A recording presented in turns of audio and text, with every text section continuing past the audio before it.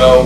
It is a upper body pulling exercise that targets the muscles, the pulling muscles here of your upper back, as well as your shoulders, and to some degree your neck and your biceps in front of your arms. It's a very functional exercise because the motion is something that's replicated very often in our everyday life, and so the applicability of this to real life and functional strength is profound. So the seated row begins by sitting here. This pad can basically be down or up. It's really whatever's more comfortable for you.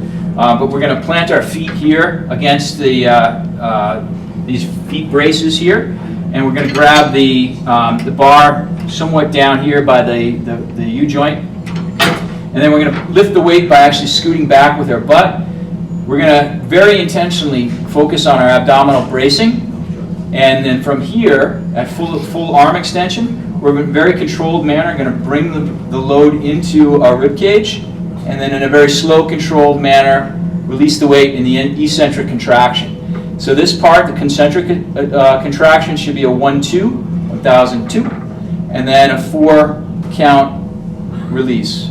2, 3, 4, back to full extension.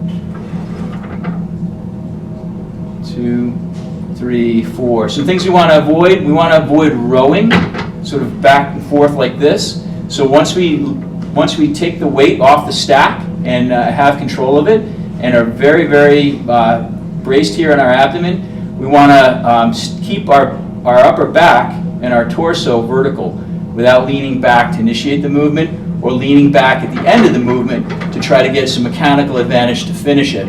So some things you'll see when people start to fail on this is that they've got to about here, and they're at the end of their range of motion that they can safely continue to lift, and they'll then use their back to try to pull it closer.